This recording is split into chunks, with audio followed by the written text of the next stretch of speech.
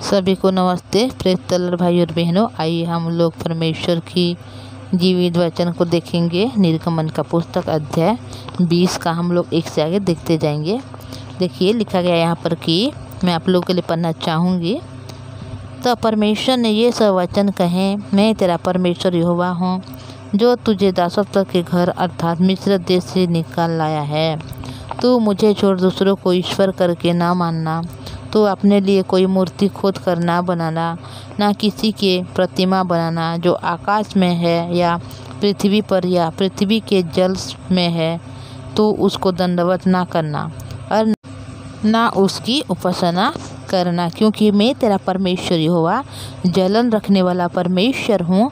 और जो तुझसे बैर रखते हैं उनके बेटों पोते और परपोते को भी पितरों का दंड दिया करता हूँ। तो भाई और बहनों, जब इस वचन को हम देखते हैं कि किस प्रकार हम जब पहले इन वीडियो से पहले जो हम वीडियो में देखे थे कि परमेश्वर ने किस प्रकार इस्राएलियों के सामने अपने आप को प्रकट कराया है। और जब परमेश्वर ने हर एक को बोला कि मैं तुम लोगों को देखने के लिए सीनै पर्वत में उतर कर आऊँगा, तभी तुम सभी लोग क्या करो, पवित्र बन जाओ, अपने अपने वस्त्र को धो लो। तभी उन लोगों ने अपने अपने वस्त्र को धो लिए और अपने आप को पवित्र किए।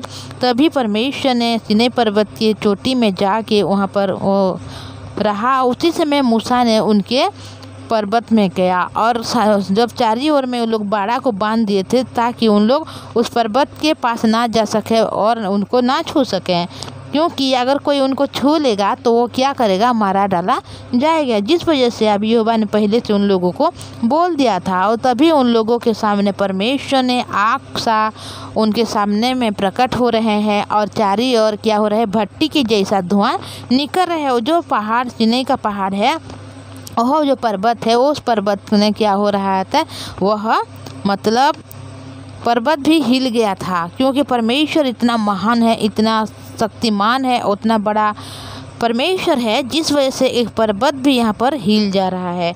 तो उसी समय परमेश्वर ने ये वचन बोल रहे हैं कि मैं तेरा परमेश्वर यहोवा हूँ, जो तुझे दासत्व के घर अर्थात मिस्र देश से निकाल लाया है। तो मुझे छोड़ दूसरों को ईश्वर करके ना मानना। देखिए भाई और बहनों, यहाँ पर परमेश्वर ने वचन को दे रहे हैं, मतलब यहाँ पर नियम को दे रहे हैं कि इस्राएली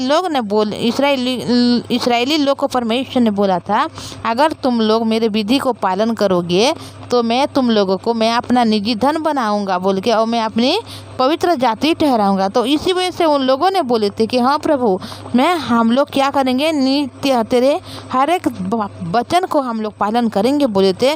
तभी परमेश्वर यहोवा ने अभी इस जो आज्ञा को दे रहे हैं कि तू मुझे छोड़ दूसरों को ईश्वर करके ना मानना, तू अपने लिए कोई मूर्ति खोद कर ना बनाना और ना किसी के प्रतिमा बनाना जो आकाश या पृथ्वी पर या पृथ्वी के जल में से है। तो भाई और बहनों, देखिए परमेश्वर चाहता है कि परमेश्वर को छोड़ हम किसी और को परमेश्वर के रूप में हम लोग ना माने और ना मूर्ति खोदें और ना उसको बनाएं और ना प्रतिमा को हम पूजा करें और ना किसी आकाश की हो या कोई पृथ्वी की हो या किसी जल के अंदर में है, किसी भी प्रतिमा का हम लोग क्या ना करें, उसको ईश्वर करके ना माने और उसको दंडवत ना करें और उसकी उपासना भी ना करें। तो भाई और बहनों, देखिए यहाँ पर मैं कोई वचन बोलना चाहती हूँ कि परमेश्वर ने यहाँ पर बोला है कि तू किसी भी मूर्ति को खोद कर ना बनाना और ना किसी प्रतिमा को बनाना जो आकाश या पृथ्वी के जल में है।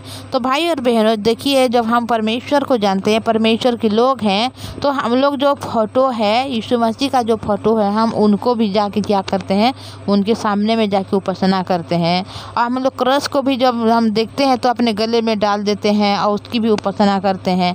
तो भाई और बहनों, इस नियम के खिलाफ है, क्योंकि यहाँ पर वचन में लिखा गया है और वचन सत्य है। वचन ये कहता है कि कोई भी प्रतिमा, चाहे वो यीशु की प्रतिमा हो, चाहे कृष्ण की प्रतिमा हो, चाहे जो भी प्रतिमा के बारे में लिखा गया है। यहाँ पर ऐसा नहीं लिखा गया है कि जो मेरा प्रतिमा है उसको तुम लोग क्या करना, दंडवत करना बोल के। ये प्रतिमा के बारे में लिखा हुआ है, इसी वजह से हम लोग क्या करेंगे, कोई भी प्रतिमा की हम लोग उपासना नहीं करेंगे बोल के यहाँ पर लिखा गया है। क्योंकि अगर कोई उसको प्रतिमा को पूजा करेगा तो ये परमेश्वर के विरुद्ध है। जो नियम का जो परमेश्वर ने आज्ञा दिया था उस आज्ञा का विरोध है।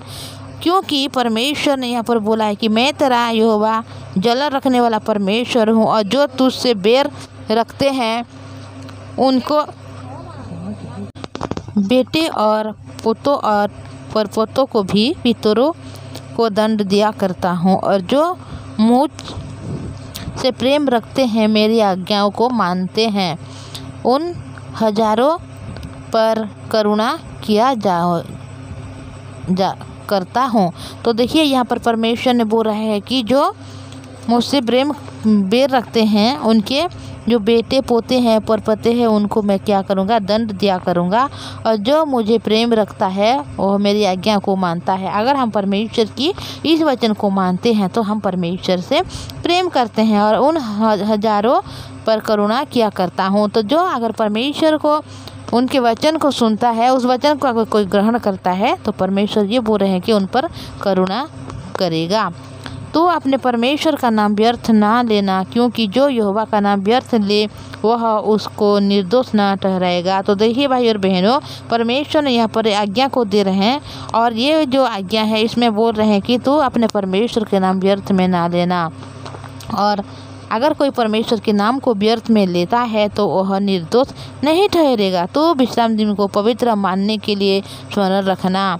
6 दिन तो तू परिश्रम करके अपना सब काम काज करना, परंतु 7वां दिन तेरे परमेश्वर यहोवा के लिए विश्राम दिन है।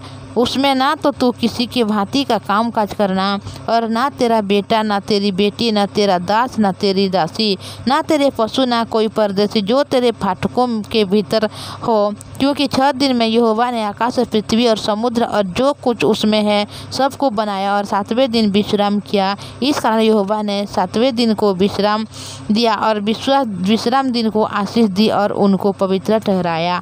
तो भाई और बहनों, देखिए परमेश्वर ने और एक आज्ञा को दे रहे हैं कि तो विश्राम दिन को क्या करना, पवित्र मानना। उस दिन में कोई भी काम मत करना। 6 दिन जो रहते हैं हमारे हाथों में, तो हम इस 6 दिन में काम करेंगे, और 7वां दिन जो हम संडे बोलते हैं उस दिन में हम लोग कुछ भी काम नहीं करेंगे। यहाँ पर परमेश्वर ने बोला है कि कोई भी दासी हो या कोई दास हो, या कोई बेटी हो या कोई बेटा, या पशु हो या परदेशी हो, कोई भी अगर हमारे भीतर में है, फाटक के अंदर में है, तो कोई भी काम नहीं करना है। क्योंकि परमेश्वर ने 7वां दिन को विश्राम दिन बोल के कहा है, और उस दिन में परमेश्वर ने आशीष दी है उस दिन को। क्योंकि भाई और बहनों, परमेश्वर ने 6 दिन में परमेश्वर ने आकाश, पृथ्वी, समुद्र, जल जो भी था हर एक को बनाया, और 7वां दिन में परमेश्वर ने क्या करा है, विश्राम दिन बोल के उस दिन में विश्राम लिया। तभी परमेश्वर ने वो ऐसे बोल रहे हैं कि 7वां दिन को विश्राम दिन बोल के तुम मानना, और उसको पवित्र ठहराया था परमेश्वर ने। और परमेश्वर बोल रहा है कि तू अपने पिता और अपनी माता का आदर करना, जिससे जो देश तेरा परमेश्वर यहोवा तुझे देता है उसमें तू बहुत दिन तक रहने पाएगा। तू खून न करना, तू व्यभिचार न करना, तू चोरी न करना, तू किसी के विरुद्ध झूठी साक्षी न देना, तू किसी के घर का लालच न करना, ना तो किसी के स्त्री का लालच करना, और ना किसी दास या दासी, बैल, गधे या ना किसी वस्तु का लालच करना। तो देखिए भाई और बहनों, यहाँ पर परमेश्वर ने बहुत सारे नियम को दे दिए हैं इस्राएली लोगों को। क्योंकि इस्राएली लोगों ने बोले थे कि हाँ परमेश्वर तुम जो भी बोलोगे हम हर एक बातों को करेंगे बोल के, तभी परमेश्वर ने उन लोगों को नियम दिया है। तो भाई और बहनों, हम देखेंगे कि सचमुच में परमेश्वर की जो नियम है वो इस्राएली लोग क्या मान सकते हैं, उसको क्या पालन कर सकते हैं या नहीं। तो देखिए भाई और बहनों, बहुत सारे जो नियम है आप भी इसको सुन रहे हैं, आप भी उनको पढ़ भी रहे हैं। आप अगर देखोगे निर्गमन का पुस्तक अध्याय 20 में, तो ये 10 आज्ञा के बारे में लिखा गया है कि परमेश्वर ने सीनै पर्वत में मूसा के द्वारा दिया था, और उन लोगों ने बोले थे कि हाँ परमेश्वर तुम हम लोगों को क्या करना, नियम को देना, तभी हम लोग इस बात को मानेंगे। तो परमेश्वर ने अभी इतना ज़्यादा नियम को दे रहे हैं, तो हम देखते हैं कि सचमुच में जो इस्राएली लोग हैं इस नियम को मान रहे हैं या उल्लंघन कर रहे हैं। तभी देखिए लिखा गया है कि सब लोग गरज और बिजली और नरसिंहे का शब्द सुनते और धुआं उठाते हुए पर्वत को देखते रहे और देख के काँप कर दूर खड़े हो गए। तो देखिए जब परमेश्वर ने उन लोगों को दिखाई दी पर्वत के ऊपर में से, तो सब लोग क्या कर रहे हैं, जब बिजली ने मतलब गरज रहा है और नरसिंगे इसका शब्द सुनाई दे रहा है और धुआं उठ रहा है, तो पर्वत भी वहाँ पर काँप रहा है। तो उस बात को दूर से देख रहे हैं ये इस्राएली लोग और बहुत ज़्यादा डर जा रहे हैं और दूर में खड़े होते हुए देख रहे हैं। और वे मूसा से कहने लगे, तो ही हमसे बातें कर, तब तो हम सुन सकेंगे, परंतु परमेश्वर हमसे बातें ना करें, ऐसा न हो कि हम मर जाएं। तो देखिए इतना ज़्यादा भयानक उन लोगों को डर लग रहा है कि परमेश्वर के साथ बात भी करने के लिए उन लोगों में हिम्मत नहीं रहा, ताकत नहीं रहा, कोई भी पावर नहीं रहा। इसी वजह से उन लोग बोल रहे हैं कि परमेश्वर हमारे साथ बात ना करें, क्योंकि हम लोग अगर उनके साथ बात करेंगे तो हम लोग मर जाएंगे। इसीलिए मूसा तू हमारे साथ बात कर बोल के सारे लोग इस्राएली लोग हैं यहाँ पर यह बोल रहे हैं। मूसा ने लोगों से कहा, डरो मत, क्योंकि परमेश्वर इसलिए आया है कि तुम्हारी परीक्षा करें और उसका भय तुम्हारे मन में बना रहे कि तुम पाप ना करो। और वे लोग दूर ही खड़े रहे, परंतु मूसा उस घोर अंधकार के समीप गया जहाँ परमेश्वर था। तो देखिए जितना भी लोग थे सब लोग डर गए और दूर से खड़े हुए।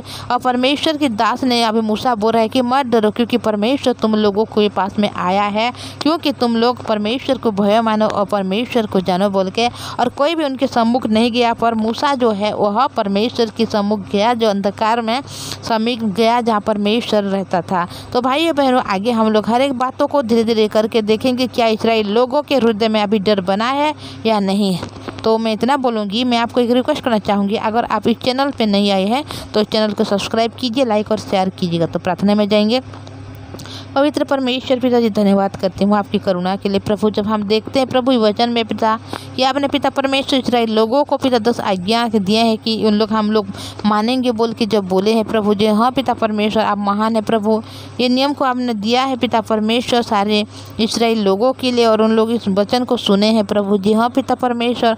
पर पिता परमेश्वर इस प्रकार मनुष्य हैं पिता कि हम कभी भी इस वचन को नहीं पालन कर सकते प्रभु, पर आप ही हो पिता। आप दया करना, अनुग्रह करना, हमारे भाई बहन जो वचन को सुनते हैं उनके हृदय मन को बनाना पिता परमेश्वर, ताकि आपके इस विविध वचन को जानने वाले बने, इस विविध वचन को लोग पिता परमेश्वर रिसीव करने वाले, जिस प्रकार यहाँ पर लिखा गया इस प्रकार उन लोग आमीन बोलने वाले बने प्रभु जी। आपने हमारी प्रार्थना सुना है, हमारे भाई बहन के जीवन में हर एक दुख को, परिस्थिति में, समस्या में हर एक को बाहर निकाल लीजिए, उनके सारे परिवार को सुरक्षा दीजिए। आपने हमारी प्रार्थना सुना है प्रभु जी, धन्यवाद करते हैं, यीशु के नाम से प्रार्थना मांगते हैं, आमीन। Thank you.